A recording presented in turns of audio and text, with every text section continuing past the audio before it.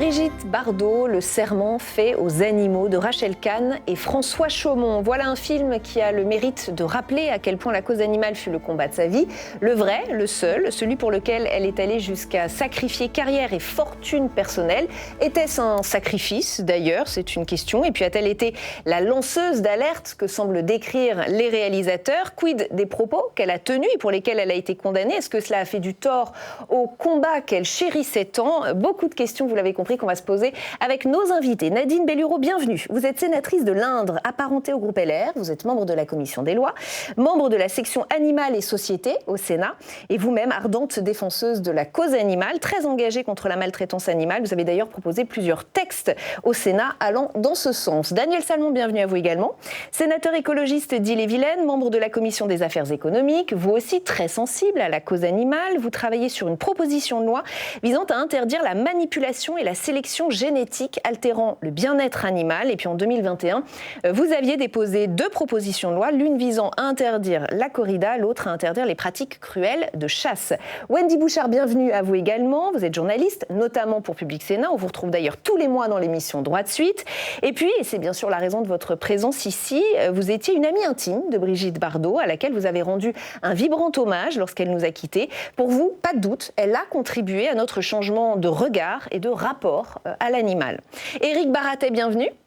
Vous êtes historien des animaux, professeur à Lyon 3. Vous êtes l'auteur de très nombreux ouvrages, dont le très récent « Une histoire animale du monde à la recherche du vécu des animaux de l'Antiquité à nos jours ». C'est aux éditions Taillandier. Merci à tous les 4 d'être ici. On a un film très élogieux sur Brigitte Bardot, décrite comme une lanceuse d'alerte sur la cause animale, dénonçant avant tout le monde la maltraitance. On va rester là-dessus quelques minutes si vous êtes d'accord. Nadine Bellureau, est-ce qu'on peut considérer Brigitte Bardot comme une lanceuse d'alerte, peut-être la lanceuse d'alerte sur la cause animale en France? Alors d'abord, merci de votre invitation et je voudrais saluer ce film qui retrace sa détermination et cette volonté qu'il a toujours poussée. On voit que en fait, c'était en elle, c'était vital, et sa volonté de vouloir faire avancer la cause animale. Et en effet, je considère que grâce à cette femme qui a mis énormément de sa célébrité, de sa notoriété, de son argent, on le voit d'ailleurs dans le film, de cette détermination, vraiment, cette femme a contribué à faire avancer la cause animale. On voit très bien d'ailleurs dans le film, on s'aperçoit qu'elle a été énormément moquée. Oui. Au début, on se moquait de cette blonde qui aurait pu continuer à faire des films. Puis à un moment, elle s'est dit « Quel sens je donne à ma vie ?» Et ma vie, c'est la cause animale. Et vraiment, grâce à cette femme, on peut dire que l'opinion publique et puis les institutions aussi, parce qu'elle s'est beaucoup déplacée, elle a beaucoup sollicité, elle est intervenue au plus haut niveau, elle est partie à l'étranger, on le voit. Bien grâce à cette femme, eh bien, il y a eu une alerte sur la condition animale, parce que vraiment, s'il y avait quelques textes qui étaient extrêmement embryonnaires, je considère qu'il reste encore beaucoup à faire. Oui, bien sûr. Mais en tout cas, oui. On peut considérer qu'elle a été une lanceuse d'alerte. Vous êtes d'accord, Daniel Salmon? Comment on l'a perçue côté écologiste? Oui, clairement, je pense qu'elle a été à la pointe sur ces sujets-là, même si depuis, beaucoup s'en sont emparés, de nombreuses associations comme Greenpeace ou L214. Mais à l'époque, effectivement, elle a levé cette question. Jusque-là, l'animal n'était pas du tout perçu comme un être sensible, du moins par une large part de l'opinion. Et à partir de ces actions, eh bien, on s'est interrogé.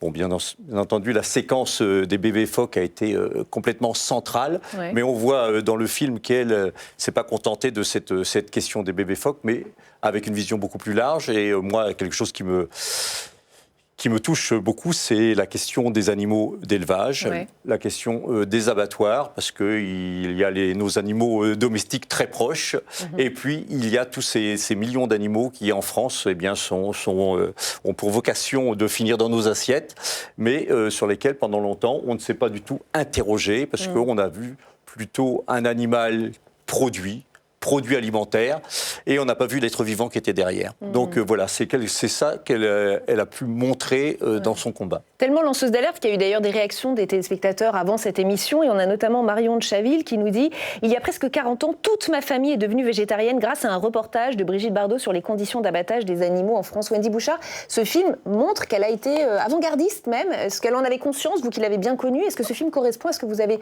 vu d'elle et connu d'elle? Complètement. Ce qui est très beau, je trouve, c'est qu'elle ne se disait pas lanceuse d'alerte, mais elle évoquait des cris. C'était des cris d'alerte au départ. D'ailleurs, on voit dans ce film, c'est très bien raconté, qu'elle structure ce combat-là, qu'au départ, c'est épidermique, ça part du bon sens, ça parle d'un rejet intrinsèque de ce qui se passe, les abattoirs, évidemment, sans étourdissement, puis ce qu'elle voit comme citoyenne et comme spectatrice d'un monde qu'elle n'accepte pas.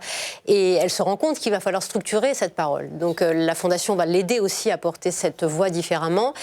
Et ensuite, elle aura l'intelligence de s'appuyer sur des gens qui sont presque, là pour le coup, professionnels de la cause. D'abord, le compagnonnage avec Alain Mougrain-Dubourg l'a beaucoup aidé, car en dehors d'être son compagnon et son amoureux, il est pour le coup très au fait de ces situations, journaliste, reporter, il a documenté ses combats, donc ils se sont beaucoup aidés l'un l'autre dans la sensibilité et dans la manière de porter au grand public ce combat-là. Sensibiliser l'opinion complètement. À ce sujet. Et donc, bien sûr, ça lui ressemble. Est-ce qu'elle se sentait pionnière? Je ne crois pas. Elle n'a jamais rien revendiqué d'ailleurs.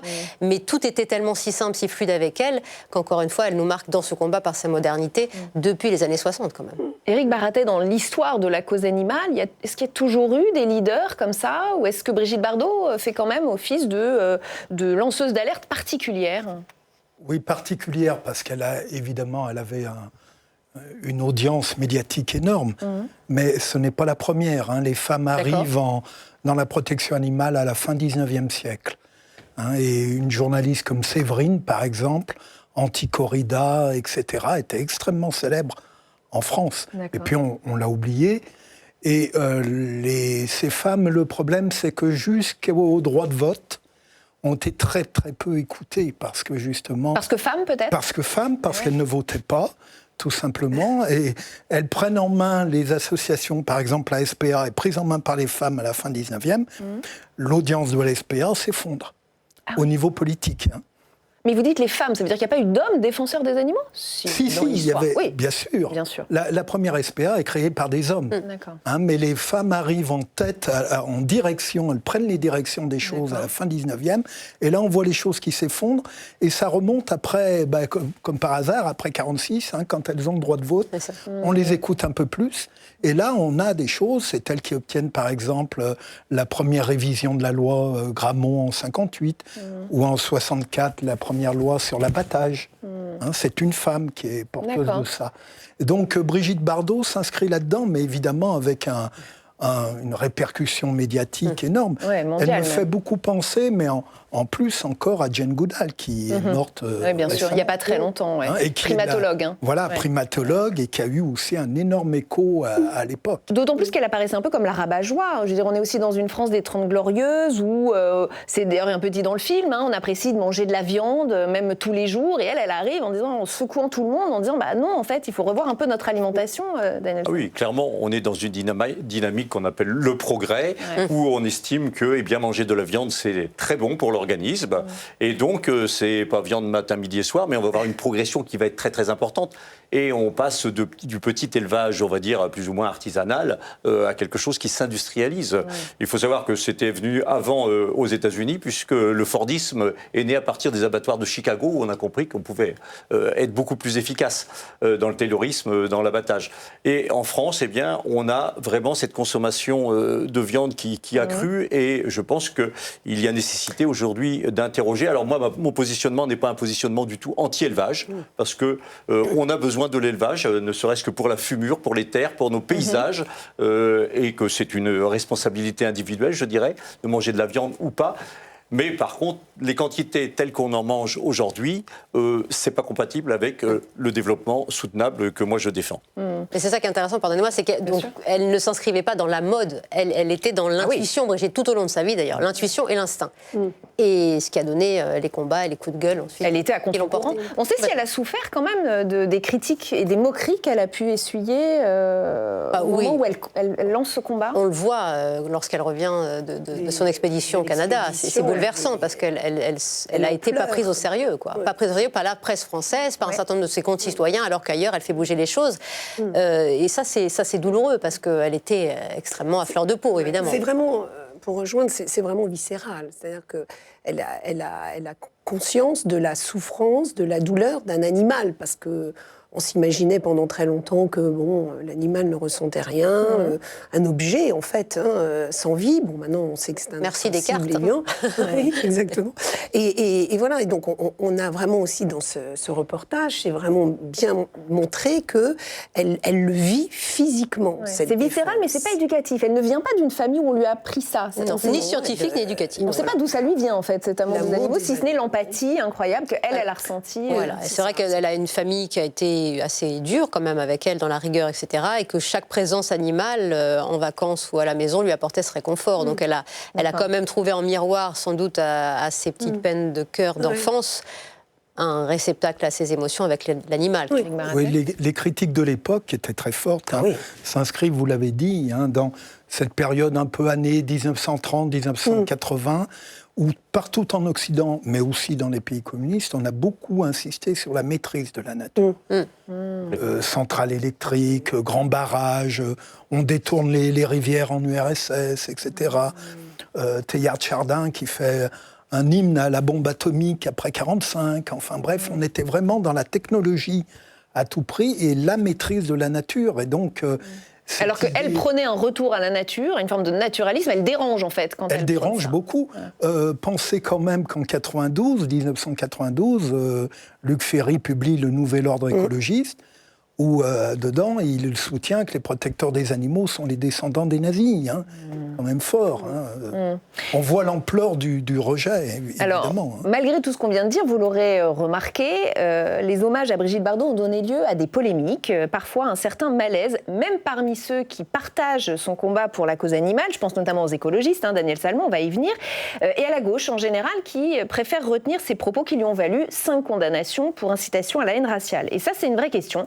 Est-ce que tout ce qu'elle a fait pour les animaux doit être réévalué, réinterrogé à la lueur de ses propos, ou est-ce que cela a même pu faire du tort à la cause animale? Vous allez me répondre après cet extrait du film, où c'est pourtant un eurodéputé, La France Insoumise, qui félicite les avancées de Brigitte Bardot. Écoutez.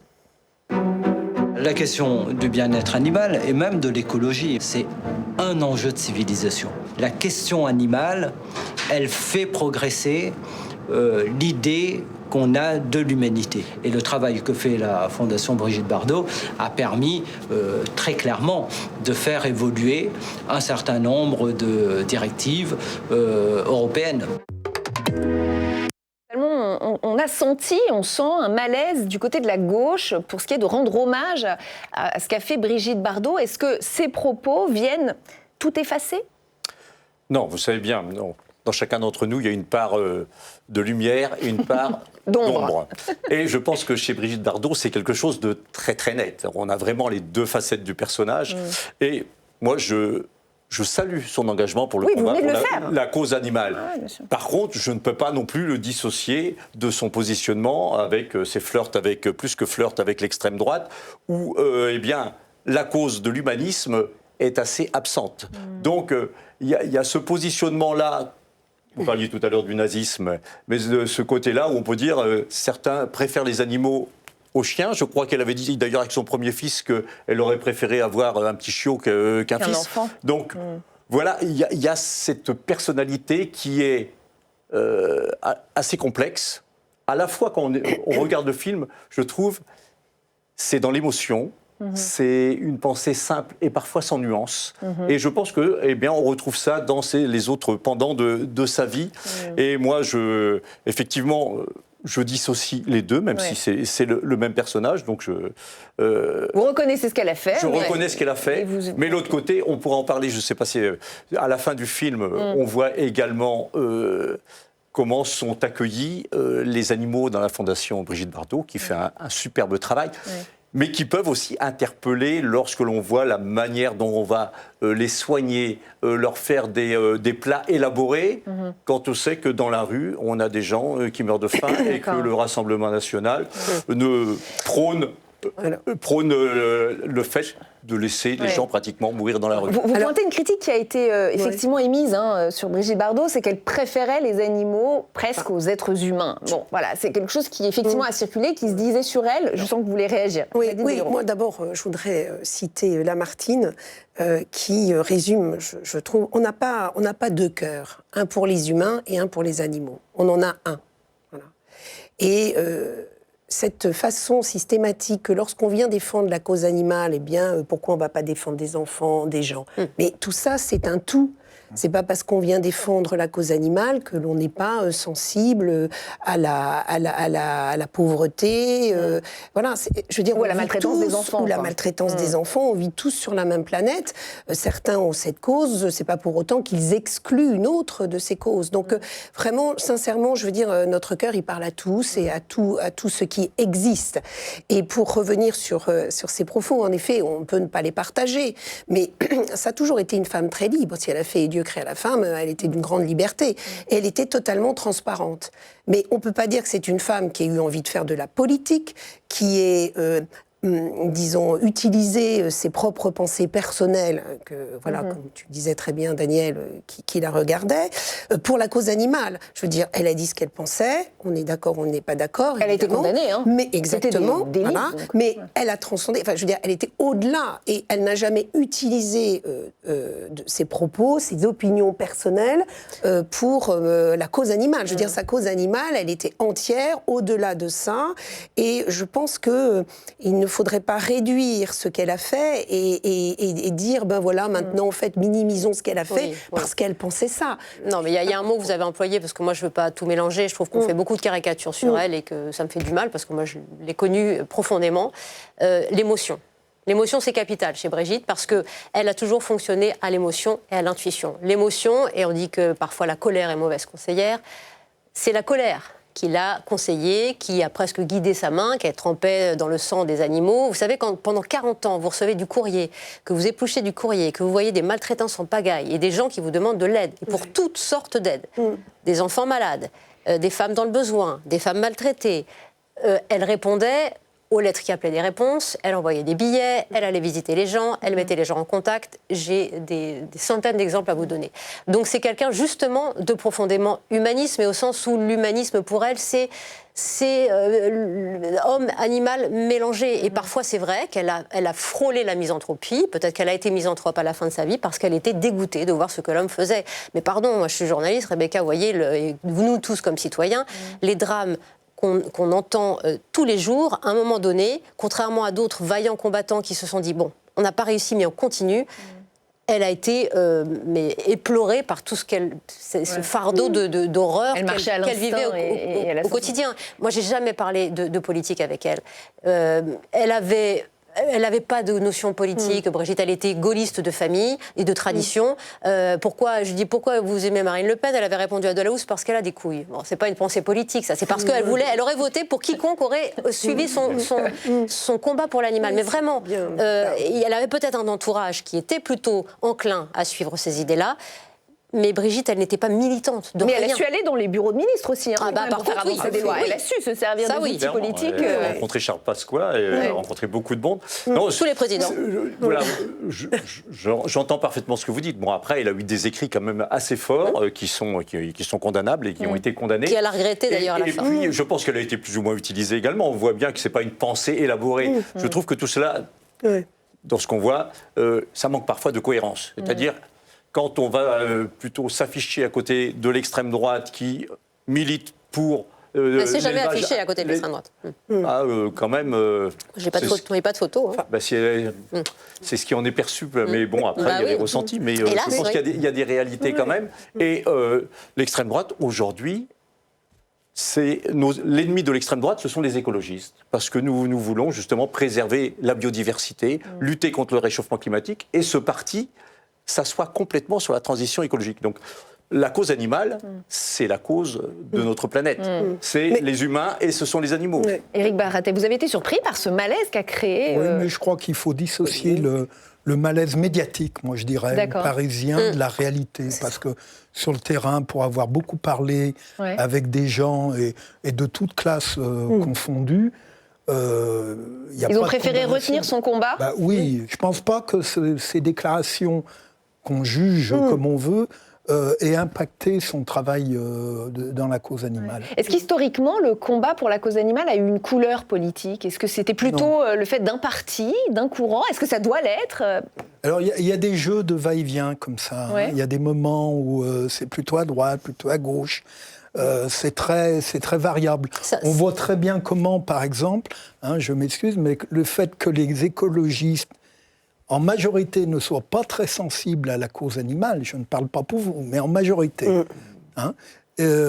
fait que, par exemple, Marine Le Pen a très bien su saisir cet aspect-là, avec ses chats, etc., etc. Et inversement, il y a eu des époques où c'était l'inverse. D'accord. Quelle époque? On sait à quel moment c'était la cause d'un autre parti, et peut-être un parti vert? Les Verts, par exemple, années 80-90, la cause animale était beaucoup plus profonde que maintenant. Vous avez perdu. Ce que je trouve, c'est que, si vous voulez... Sincèrement, d'abord, on est tous très différents. C'est une cause qui ne doit pas avoir de parti ni de couleur. Voilà. Parce qu'un animal, c'est pas je suis de gauche ou je suis de droite, je réfléchis si je le saigne sans l'étourdir, je me soucie pas de sa souffrance. Ça, c'est pas possible. On n'est ni de gauche ni de droite sur ces sujets-là. Sur ces sujets-là, on doit être tous réunis pour se dire il faut faire avancer cette cause. Parce qu'il reste encore beaucoup à faire. On sait que c'est lent, on sait que c'est étape par après étape. On le voit bien ici sur des textes ici, mais ça transcende tous les groupes. Voilà. Ça doit être transpartisan, Daniel Salmon, vous êtes d'accord? Oui, tout à fait. Ça doit pas l'apanage des écologistes. C'est pas une chapelle. Bien entendu, la cause animale doit être, on va dire, transpartisane. Mais je trouve que dans l'approche qu'on en a là, sur ce plateau, c'est une vision assez réductrice. Parce que la cause animale, c'est pas simplement nos animaux domestiques et les animaux d'élevage. Aujourd'hui, on est dans un effondrement de la biodiversité. On est dans la déforestation, aussi bien en Indonésie qu'au Brésil. Et ce sont des milliers d'espèces qui disparaissent aujourd'hui. Et donc, ce sont des animaux qui ne disparaissent pas comme ça en tombant du ciel. C'est-à-dire que c'est des animaux, c'est de la souffrance animale quelque part aussi. Donc, c'est tout un ensemble. C'est-à-dire que défendre la cause animale, c'est défendre notre écosystème, c'est défendre la vie sur cette planète d'une manière générale et essayer de préserver tous ces écosystèmes. Sinon... je dirais que Brigitte Bardot avait une approche aussi, elle mettait le bon blanc d'un côté et pratiquement le barbare de l'autre, avec une vision un peu des paroles condescendantes par rapport à certains peuples autochtones qui, eux, vivaient dans la nature. Quand je vois des Inuits qui allaient à la chasse aux phoques au préalable ou qui mangeaient de la baleine, moi ça ne me choque pas. Ce qui choque, c'est lorsque tout cela est industrialisé, lorsque derrière, il y a juste une question de profit et non plus de survie. Et voilà, je pense que c'est des choses qu'il faut dissocier pour avoir une vision plus globale. Wendy Bouchard. C'est intéressant ce que vous disiez sur est-ce que le combat a une couleur. C'est Paul Watson qui a dit récemment que les défenseurs des animaux et de l'environnement étaient forcément un peu réactionnaires. Alors au sens où en réaction à la société actuelle, mais vous êtes d'accord? Conservateur, parce qu'il s'agit de conserver. Voilà, ça c'est intéressant. Parce que voilà, on décélère forcément, on arrive dans un mode qui prend de la distance par rapport à ce qu'on vit, que ce soit l'élevage intensif, l'usage des pesticides, donc je trouve ça assez intéressant. Conservateur, oui, voilà, peut-être un peu, mais pas inhumaine, ça c'est sûr. Brigitte Bardot et la cause animale, quel bilan et quel avenir? C'est la question, je voudrais que l'on se pose à présent. Sur le plan législatif, 2 textes ont été mis en avant dans ce film, celui sur l'importation de fourrure de phoque, justement, et celui sur les méthodes d'abattage. Mais en étudiant le sujet, on s'aperçoit qu'il y en a eu d'autres, sur l'utilisation d'animaux vivants dans les crash tests, par exemple, sur le commerce international d'ivoire des éléphants, sur la zoophilie. Bref, est-ce qu'aujourd'hui, la lutte contre la maltraitance animale est réellement intégrée à nos sociétés? Je voudrais que l'on écoute une archive de Brigitte Bardot, elle-même justement dans ce film. Écoutez. Stop au cauchemar! Stop au cauchemar! Pour les poules! Pour les veaux! Il y a une prise de conscience du public, mais forte. Et que dalle de la part des gouvernements de celui-là, d'un celui d'avant, celui d'encore avant, etc.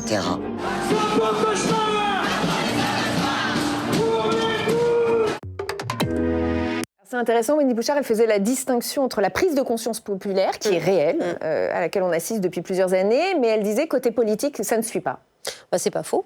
C'est pas faux. Je fais exception des parlementaires dont vous êtes. Non, mais c'est vrai. D'ailleurs, elle dit pas politique, elle dit gouvernement. Ouais, c'est vrai. Elle a rencontré le président, les gouvernements, le secrétariat de conditions animales, quoi que ce soit, jamais rien eu. Qui a bossé sur ces textes-là? Ce sont les parlementaires. Voilà.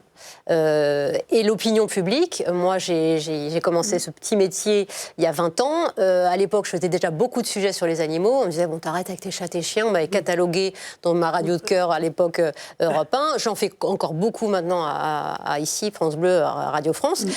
Ça va mieux dans la prise de conscience parce que les philosophes sont passés par là, les intellectuels, les historiens comme vous ont fait avancer la cause, etc. Mais ça a pris du temps. Il y a quelques années encore, on nous prenait pour Brigitte Bardot, c'était les caniches et les chats de compagnie. Ça vous est venu de Brigitte Bardot, vous, moi, oui. Cet amour des animaux? Moi, à 6 ans, quand elle a créé sa fondation, je faisais des petites tirelires dans des boîtes à chaussures et je faisais la quête dans Paris. D'accord. Voilà, et je redonnais mes 50 francs de l'époque à la Fondation Bardot. Ah oui, moi, j'ai grandi vraiment avec elle. Je la trouvais admirable, vraiment.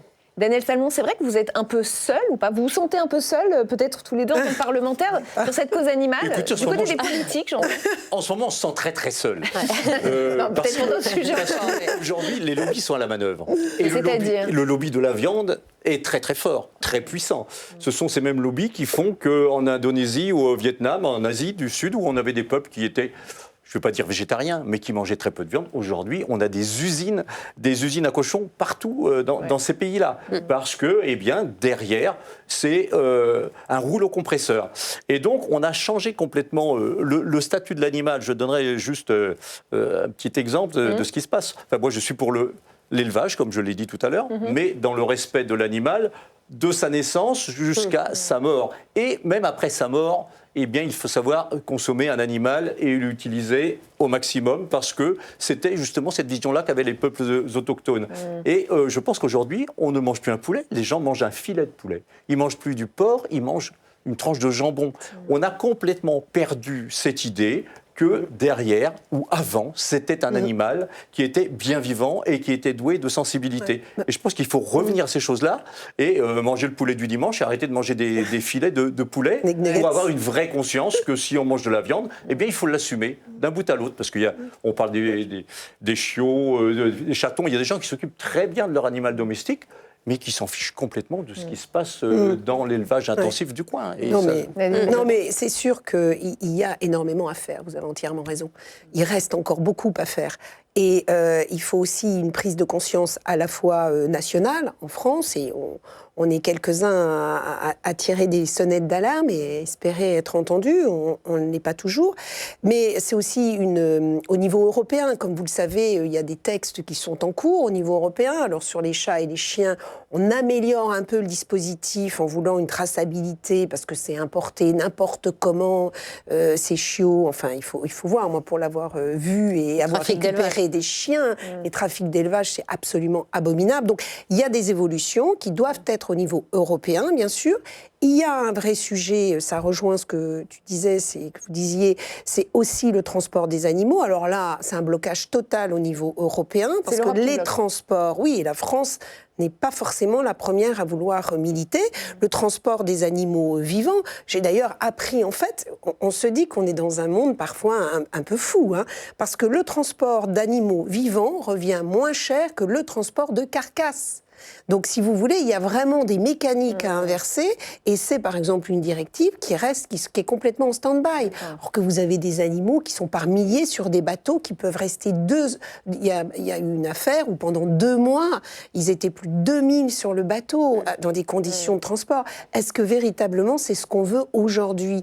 Donc, l'Europe doit aussi être en capacité d'imposer et de montrer l'exemple vis-à-vis des autres pays qui peuvent consommer. Je ne suis pas contre la viande, mais je pense qu'en effet, il faut essayer de rééquilibrer les choses pour qu'on ait quand même une meilleure qualité. Éric Baratet, c'est vrai que les gouvernements ont du mal à se mettre sur ce sujet. Peut-être que ça ne paye pas électoralement, ou ils le pensent, à tort peut-être.